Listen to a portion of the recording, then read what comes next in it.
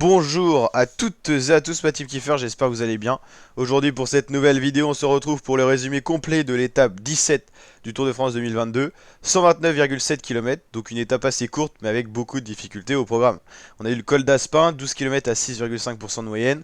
La Hourquette dans 6 ans, c'est les cols mythiques des Pyrénées, 8 km 2 à 5% de moyenne.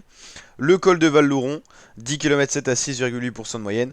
Et la montée la plus pentue, c'était la montée vers Péragude, l'altiport de Péragude, avec 8 km à 7,8% de moyenne pour une arrivée à 1500 mètres. Donc moyenne montagne, c'est pas non plus des montagnes comme des sommets où on a eu dans les Alpes à 2000 mètres avec le Galibier et tout.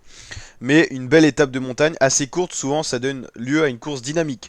Ça a été le cas, on a eu beaucoup d'attaques au début pour former l'échappée.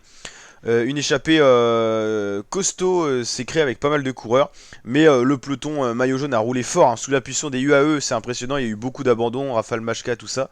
Et finalement McNulty, Marcus Bjerg et tout, ils ont été très costauds, ils ont emmené Pogacar. Et donc là on est dans la dernière montée à 2 km de l'arrivée. Il s'est pas passé grand chose, hein, on avait Bardet dans l'échappée, Pinot aussi, mais ils ont été rattrapés par le groupe maillot jaune qui était vraiment léger. On va justement aller voir un peu tous les groupes d'attardés et tout ça. Voici le premier groupe. Donc en gros là on est en tête de la course, il n'y a plus d'échappée. Brandon McNulty emmène le maillot blanc, Tadej Pogacar. Jonas Vingegaard, le maillot jaune, est toujours dans la roue. Juste avant on avait vu Geraint Thomas qui avait été lâché. Donc là voici le trio de tête. McNulty, très costaud, l'équipier de Pogacar. Ils sont plus 4 dans la UAE après l'abandon de Majka, tout ça. Le maillot blanc, donc le maillot jaune, qui sont donc les plus forts du Tour de France. Donc sur des pentes assez importantes, 13% là, ici, avec un maillot jaune très serein, hein, tout seul, isolé. Le dernier coéquipier qui était à côté de lui, c'était Sepp Kuss.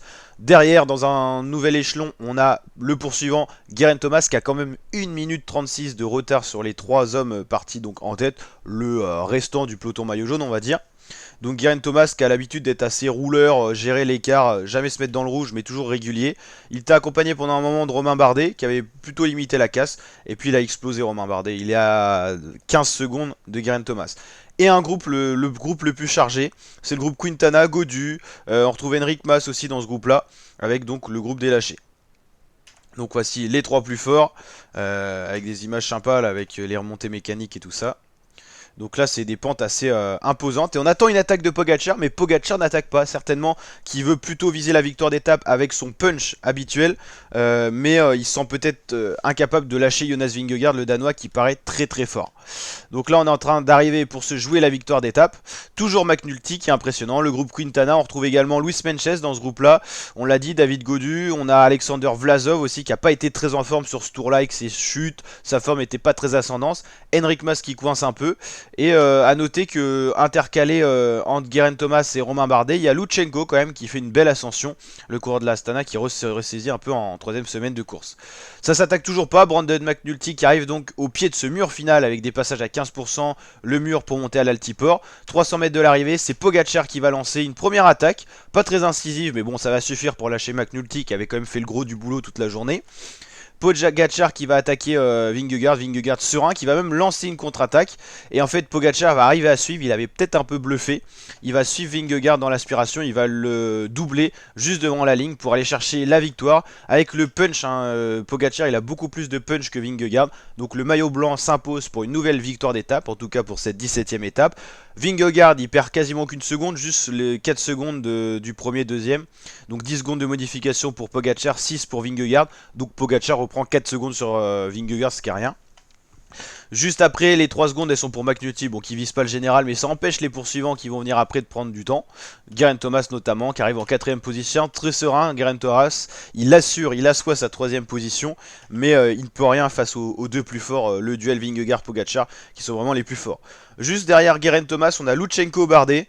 On l'a dit, Lutsenko a plutôt bien géré l'arrivée de Geraint Thomas ici, qui va quand même avoir 2 minutes de retard sur le duo Pogacar-Vingegaard, ce qui est énorme hein, quand même pour des favoris, et Bardet, Lutsenko juste derrière Geraint Thomas. Ils ont bien limité la casse avec Lutsenko qui en finit en 2,34 et Bardet juste après.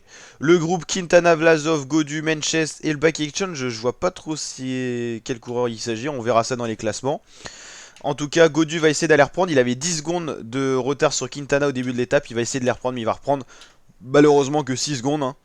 Mais il avait encore le punch pour attaquer un petit peu. Et donc voici le vainqueur de cette 17ème étape, le maillot blanc, Tadej Pogacar, le Slovène, qui certainement cette année ne remportera pas le tour. On va le voir au général, il a 2,30 de retard. Mais en tout cas, il a montré encore une belle facette avec ce punch à l'arrivée. Donc Pogacar s'impose devant Vingegaard et McNulty. Geraint Thomas arrive à 2,07. Lutsenko, Bardet, 4 secondes d'écart quand même. Gaudu, Vlasov, Menches, Quintana, Schultz, c'est Nico Schultz pour la back change. Il était certainement dans l'échappée pour finir bien comme ça. En tout cas costaud quand même en troisième semaine de course. Vingegaard a donc 2 minutes 18 d'avance sur Pogacar. Il reste une étape de montagne dans les Pyrénées. Il restera bien sûr le chrono qui est important. Pogacar avait déjà renversé le tour, mais il faudra qu'il réduise l'écart et attaquer de loin, ça paraît la même meilleure solution pour la Jumbo qui est un peu affaiblie par les abandons. Geraint Thomas 4,56 et imaginez le quatrième Nairo Quintana 7,53. Gaudu est vraiment à deux doigts de doubler Quintana, donc ça va se jouer, hein. Sachant que les deux coureurs sont à peu près équivalents contre la montre, ça pourra encore se jouer. Bardet 9,21 6ème, Menches qui a 3 secondes de Bardet, donc il y a encore des possibilités de varier ce top 10. Vlasov qui est pas si loin que ça de Menches et de Bardet.